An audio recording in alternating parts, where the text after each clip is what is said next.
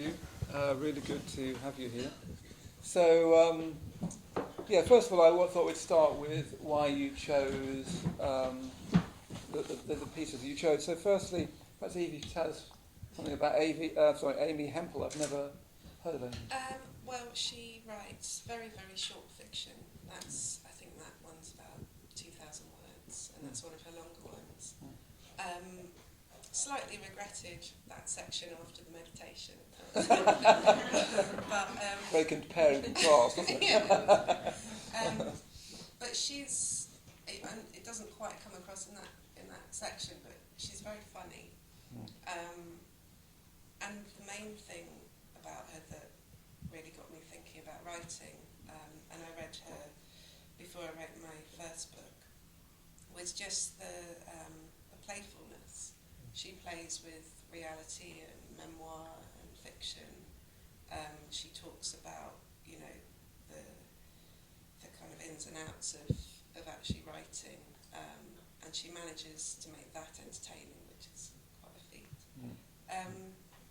I think she pares back stuff so much that she just kind of leaves. It's almost like poetry, actually. She just leaves this kind of core of an emotion, I think, all the time.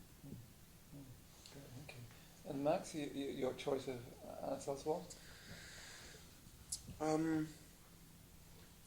love Alice Oswald. For so many reasons. Dart is an astonishing book. My most basic love of Alice Oswald comes from the fact that she taps into an oral tradition whereby the poet is almost the mouthpiece for what has come before. And because she is primarily concerned, she's not a nature poet, but she's primarily concerned with the body and the natural environment and with the rhythms of time and seasons and rivers and stones, and she's completely outside of any poetic trends, fashions. She's a very singular poet. She's quite a private poet. She doesn't. And so a book.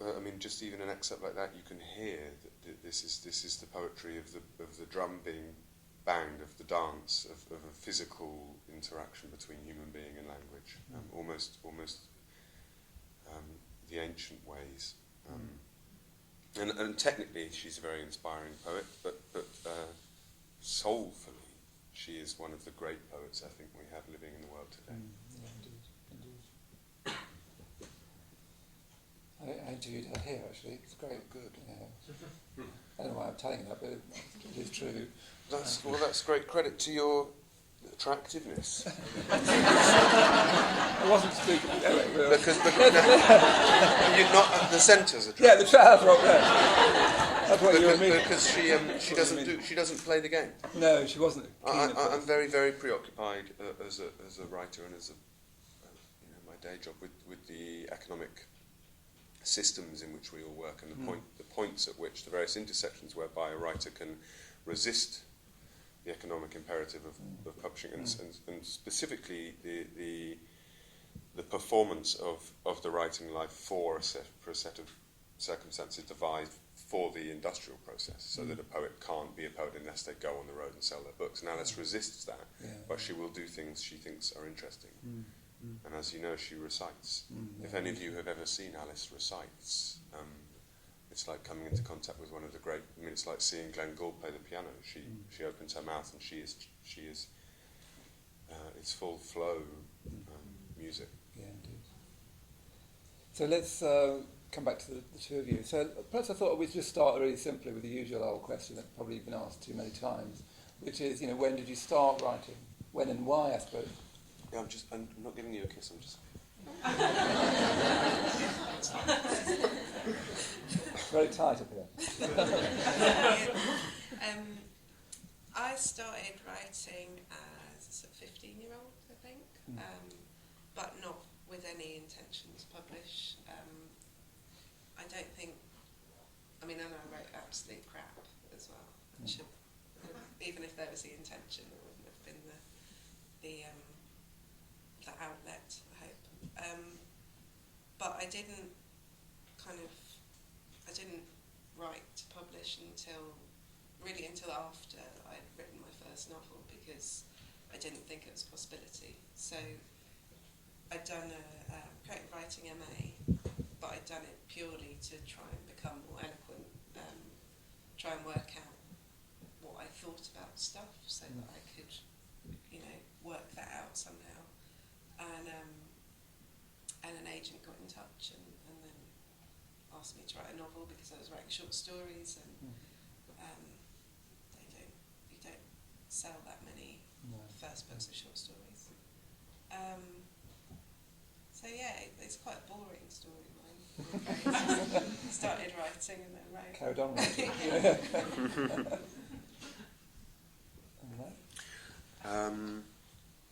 Well, I wrote always, but I'm more of a sketchbook keeper. I draw. If I have something to say, I'll draw it first. So I have always kept notebooks and sketchbooks.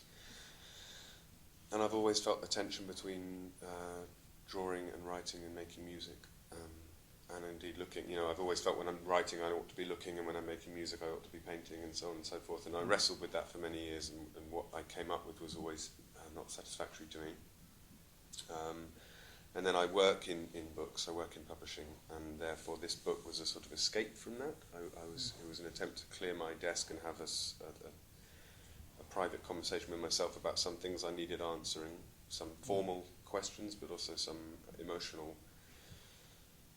itches that needed to be scratched. And the form of my book arose from a kind of dissatisfaction with prose. I wasn't doing what every time I tried to write prose, it wasn't working. And then I finished it, and it was a thing I felt, for various reasons, what was working for me privately. So then I shared it. And came out.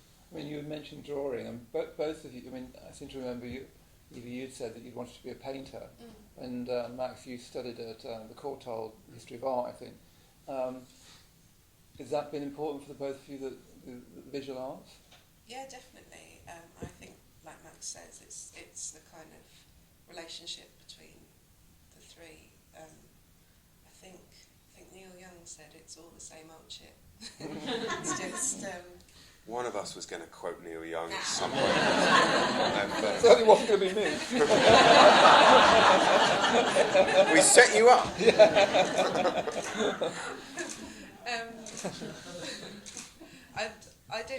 I didn't paint in the same way that Max paints, in that I was no good.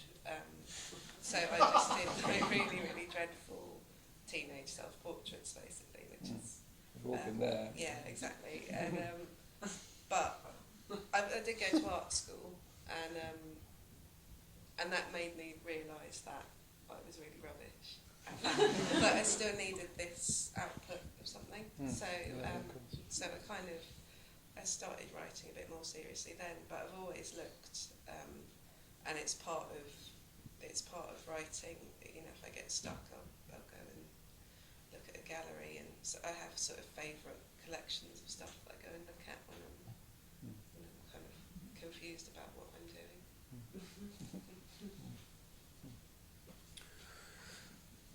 Yeah, I mean, I loved. I studied art history, and I loved that. I loved the skills of visual analysis, but I actually ended up doing psychoanalysis and feminism and all sorts. But for me, it's part of the same protein. That's why it was so upsetting to see the art history being removed from the syllabus last year as a soft subject. For me, it's one of the hardest subjects, because it's the subject that grapples most aggressively with the way the world works, with the way civilizations have built and fall, and the way politics is present in all we do. So I hope to never lose that. And I mean, I think I'm just have a visual brain. I was trying to help my 7-year-old with his maths homework today, and he was embarrassed. It was embarrassing.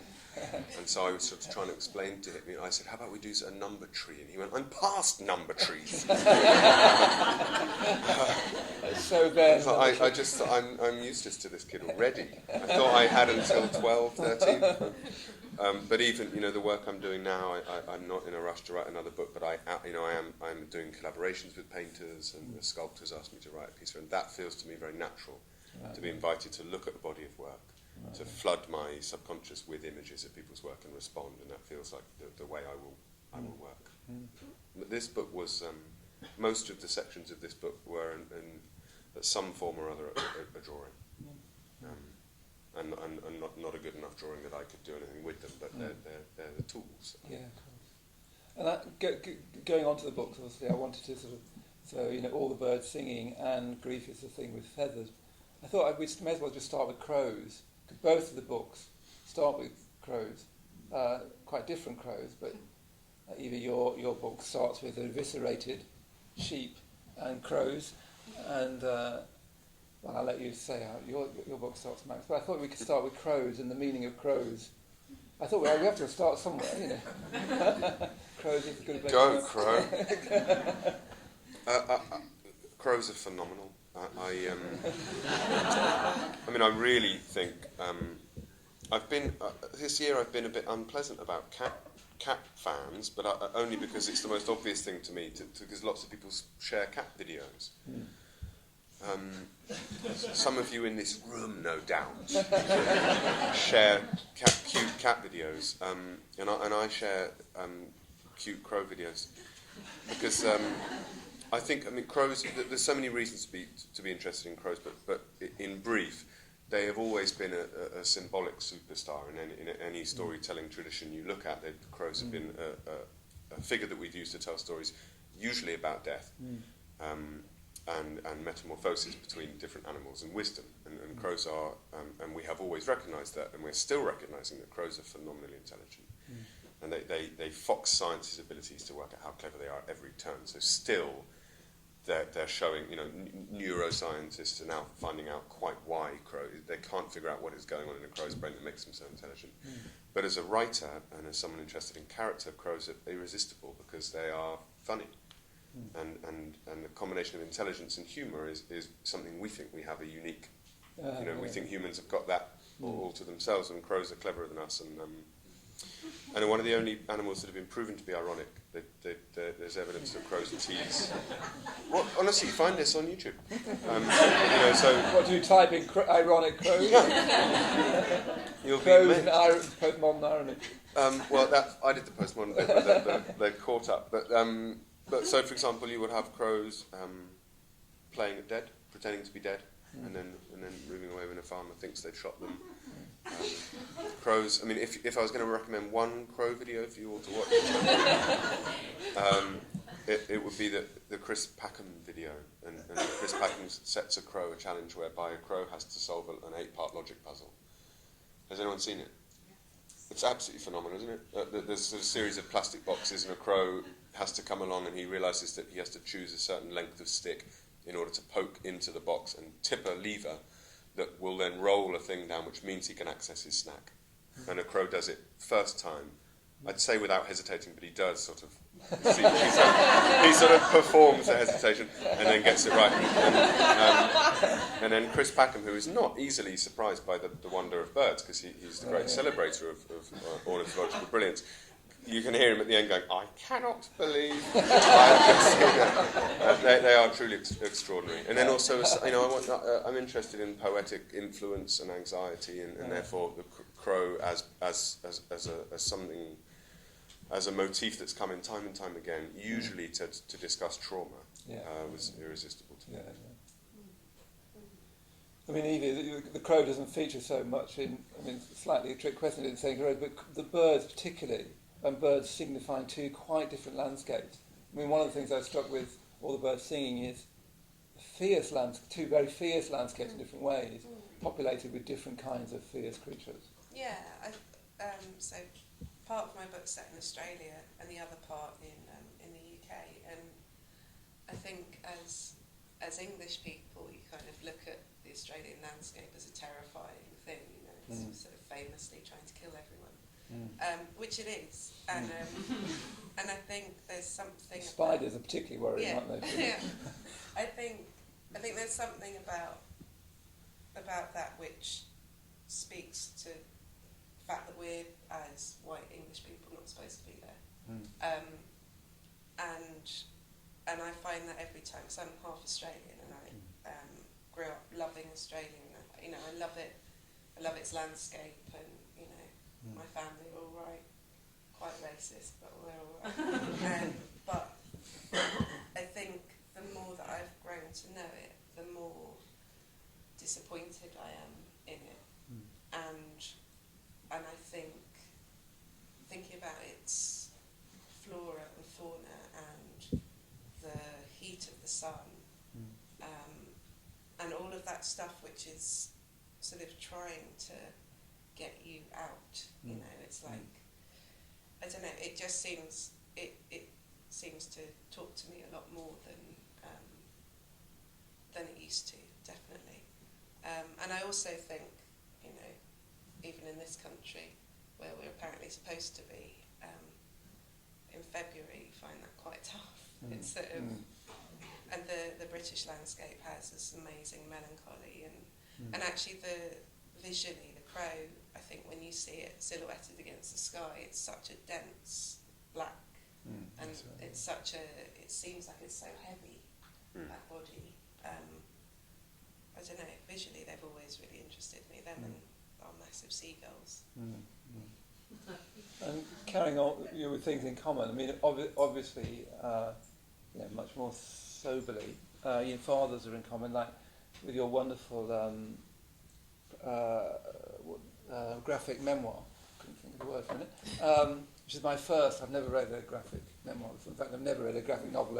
I'm the wrong age group. It's really great.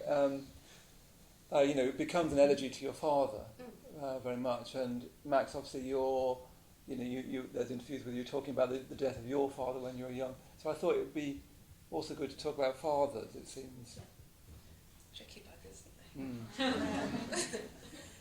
We've neither of us got one. No, exactly. That's why we keep doing events together. Well, yeah, the Dead Dad Club. Yeah. A friend of mine who just died joked of a Dead Dad Club, and wasn't really joking, because he felt that you bond.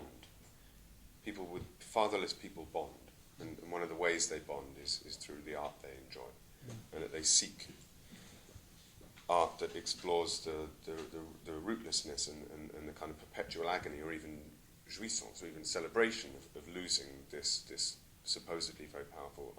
I grew up, academically was educated as a Freudian to believe that your mum and dad fuck you up, and only since then have I started to be much more interested in the lateral relationship, in how your siblings and your colleagues and your peers and your friends and etc. are all busily fucking you up.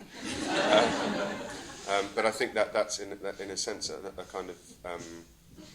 kind of sentimental overcompensation for the fact that I am utterly obsessed with my dad. Yeah. And the novel came out of that?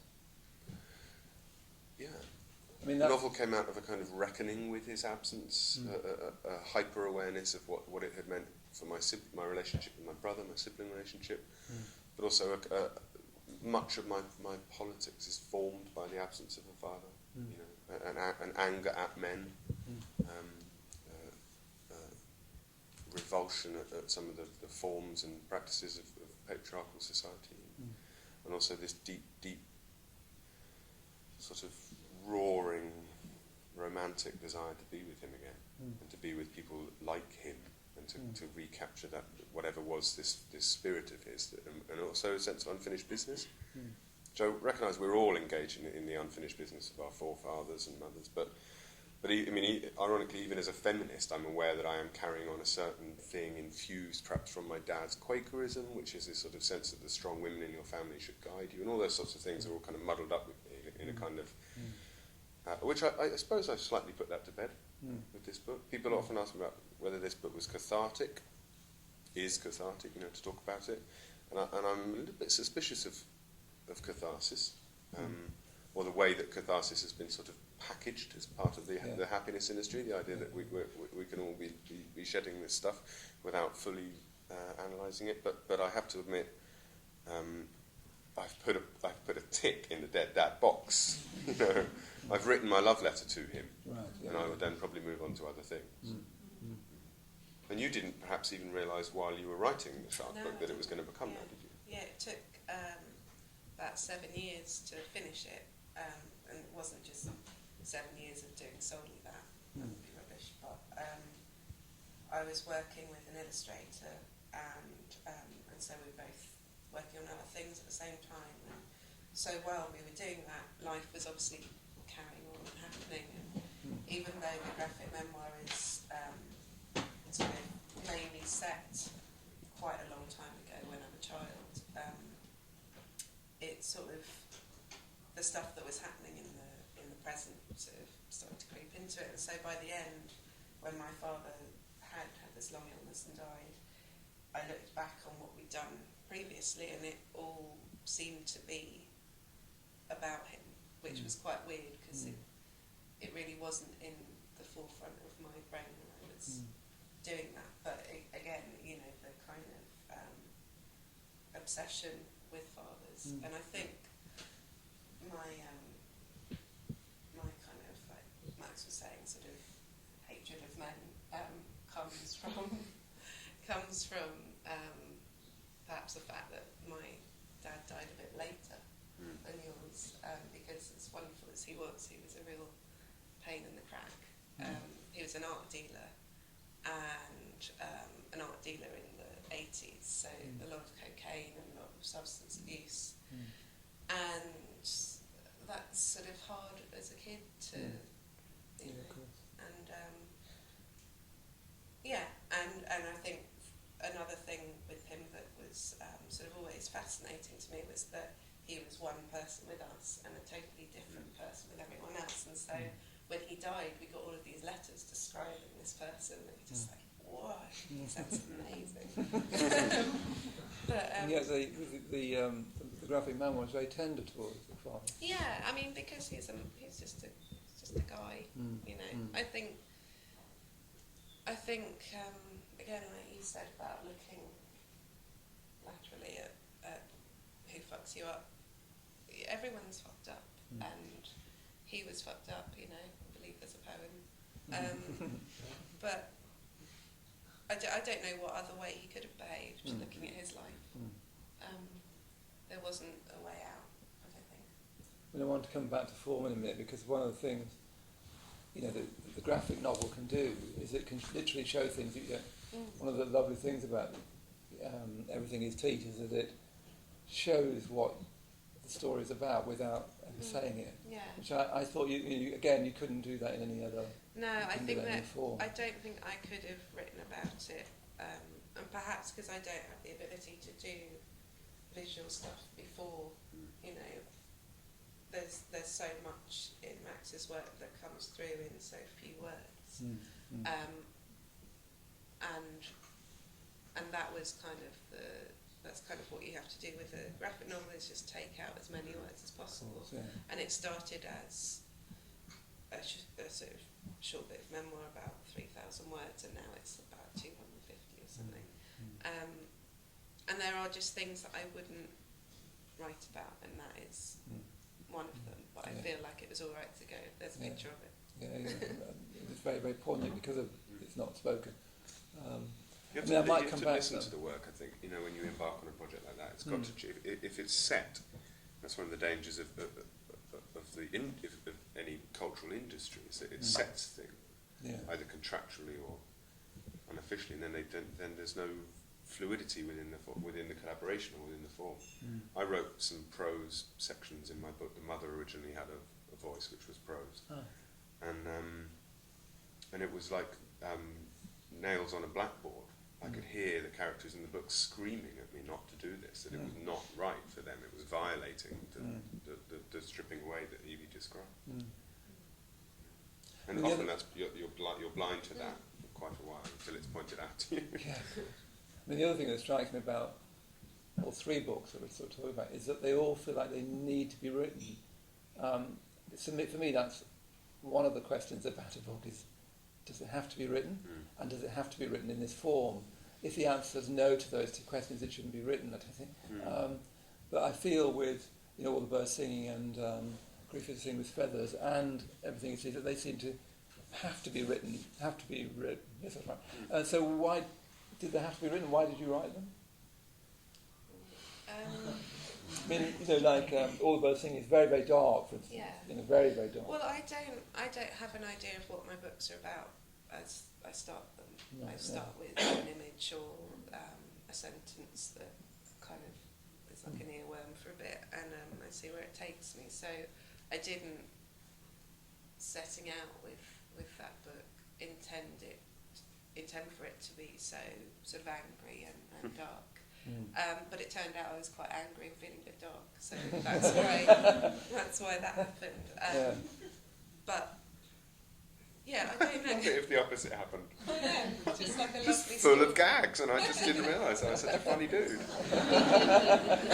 That's like when I was doing my creative writing course, I can remember being very frustrated and saying to my tutor, I want to write a big sort of fun Arnold Schwarzenegger style, machine guns and stuff, romp.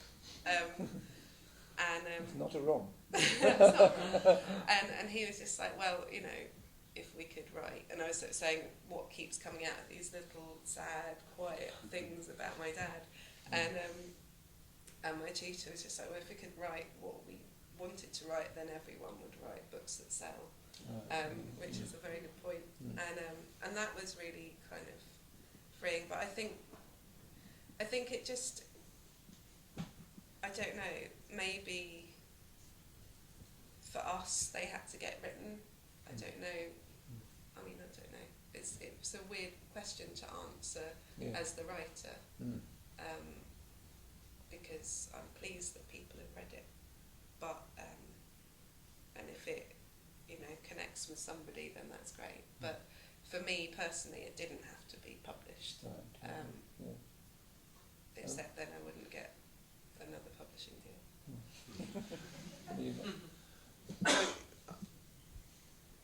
I feel about my book as I did when it was 16 pages of A4 paper in my drawer. I still feel the same about it. And then there are then worldly pleasures. People writing to me about it, extraordinary. Grief counsellors telling me they're in the woods singing it with their clients. That's an extraordinary thing, but it doesn't change the book for me. I had to write it. I would have exploded, I think, at a certain point had I not. And early on, I sort of said in a kind of pompous way, if I'd had a big canvas, sort of painted it, or if I could play the guitar, it would have been some songs. But the truth is, that's not really true. It's a linguistic effort, and it was to do with language, and it was to do with some of the failures, as I perceive them, of language around us, the way we speak about death, the way we speak about childhood, and it was an indulgence. I mean, I was having an enormous amount of fun going through all my favourite things, myths and fables and spells and jokes and TV chat shows, and so I think it was meant to be done in as much as a stonking good sex session is meant to happen. You're it's a very strange analogy, but you know what I mean. Any kind of there's an inevitability when you love stuff as much as I love storytelling that eventually you're going to want to sing your own song. I suppose. I'm sorry about the sex. What I mean is as a release of some kind. Yeah, of course. I mean, talking about sex analogies, let's carry on with sex analogies for a moment. I'm wondering what the moral. I mean, I'm actually interested in what the moral import of the books are as well. Big word, moral, but it's an important matter. By which I mean how we behave to each other, especially. It's always seemed to me the serious question is how we behave to each other, and sometimes we behave badly to each other. Both books, particularly All the Birds Singing and Grief is a Thing with Feathers, is that there's seems to be a clear moral impulse. I don't know whether that's your experience, but like your book, Eve, is very, very, very dark. It definitely sort of leaves you a bit shaken. It's not completely dark. There's sort of a theme of tenderness, isn't there, running through it. even as tiny bits of epiphany, but the canvas, as it were, is very dark. Both of you are dealing with quite extreme material in a way. What's it for? What's it do? How do you want it to affect people? What's the value of it for you, Evie, of shaking people, perhaps? It's going to sound incredibly selfish, but people don't really come into it when I'm writing. I don't think about an audience. I don't think I'm going to write anything if I do. No, of course. No. It is a selfish act, and I think, I mean that. I don't mean that I think we're arseholes or anything, but I mean that you kind of pull down these walls and you just get involved in this world and you enjoy it. And I don't think it's my responsibility, or in fact I think it's the opposite of that. I think when you've got an author trying to direct people with their morals, I think that's a bit creepy, and people know what is vaguely thought of as good and bad. We don't need someone going, this person is racist and therefore he is a bad person. We don't need that spelled out for us. So all I try and do, and I kind of show some not very nice people in my book, is I just try and reflect, just hold up a mirror a little bit, but also trying not to forget that everyone's human, and you don't get these polarised evil people, or in the same way you don't get really, really good people who have never done anything but would scare the horses. I think when I was writing it, and my main character Jake, whenever she was looking too good, I'd give her something quite unpleasant to do or say, or just some kind of turd in the bar. take the heat away from the sex. Yeah.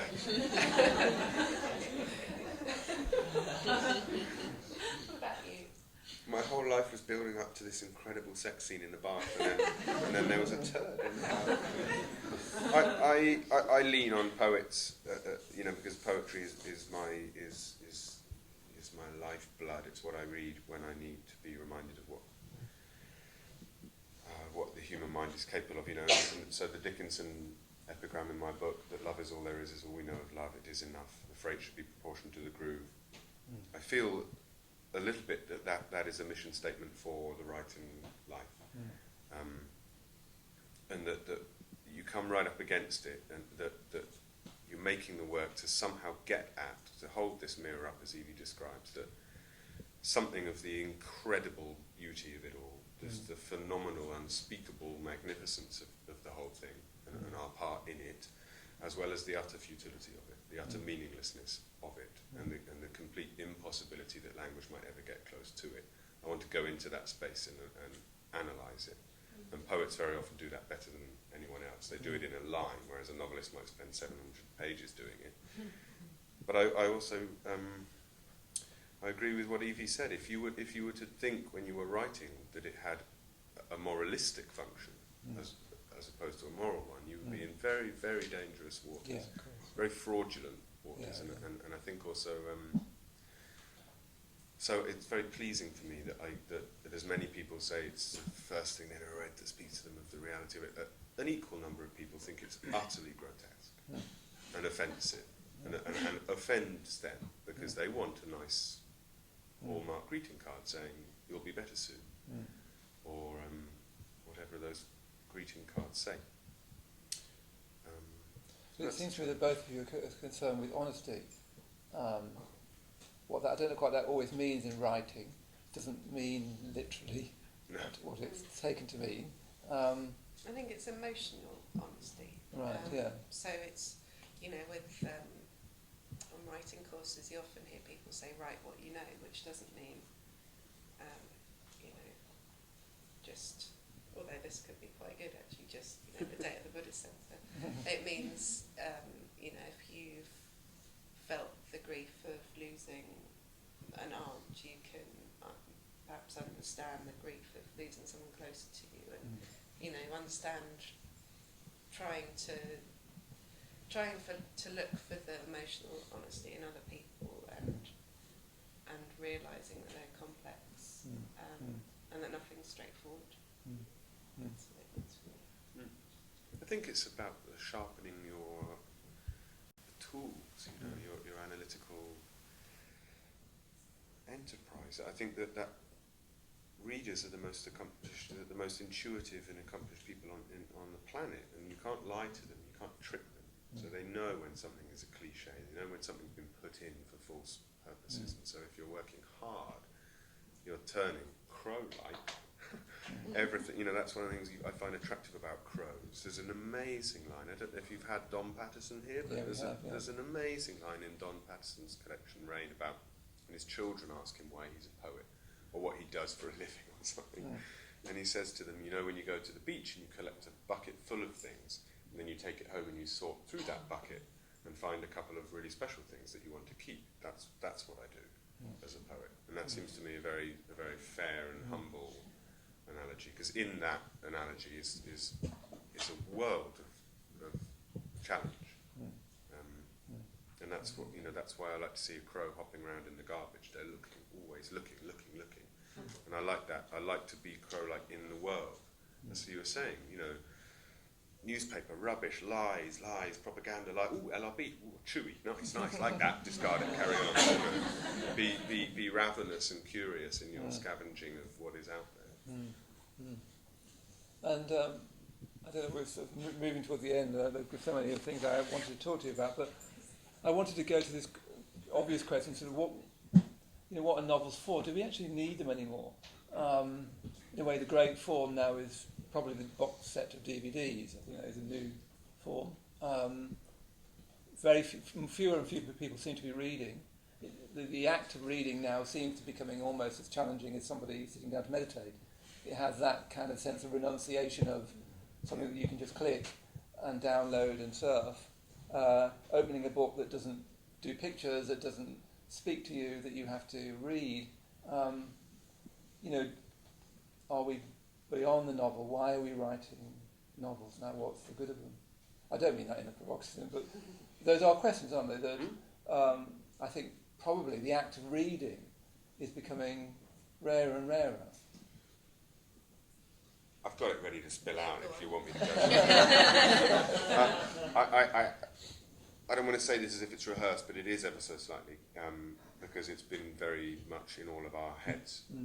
It's a very difficult time to ask a novel. I mean, it's very interesting if you look now, what are American novelists saying now in this extraordinarily dark time?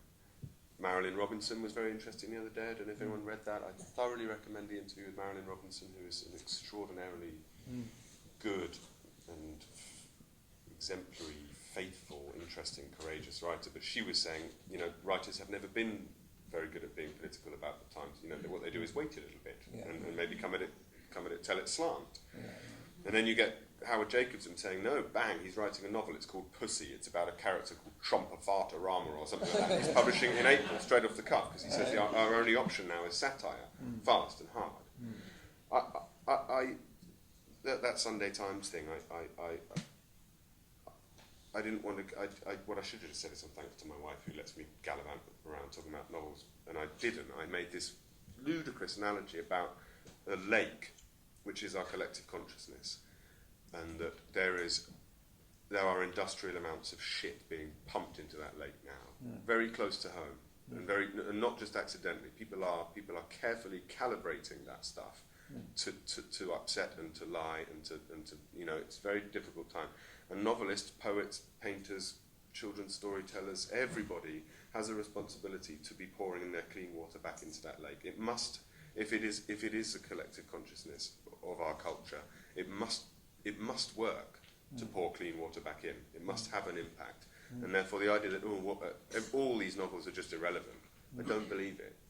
I think the novel is still an incredible form, a radical form. I still think with printed paper, bound pages, you can do an incredible amount. The novel's always crow-like. The novel's always hopped off in different directions, you know, and we won't recognise now what the novel is doing. We'll realise in 20 years. You know, Ulysses was ignored and banned, And then we realised it was in fact modernism right in front of our faces, and thus began another thing. I think that we have to believe in the novel as a form. And also in intelligence and observation and nuance. Not, you know, in a world where 140 characters of lie is somehow suddenly more powerful than 800 pages of carefully wrought philosophical discourse, we have a responsibility to try and close that gap and to speak to young people about how they want their content delivered. So if the novel needs to be split into tiny bits and given to children on the back of a card, so be it. It'll still be the novel. Yeah. Evie, do you think? I mean, so what Matt said, but less eloquent. Yeah, I don't see another way forward.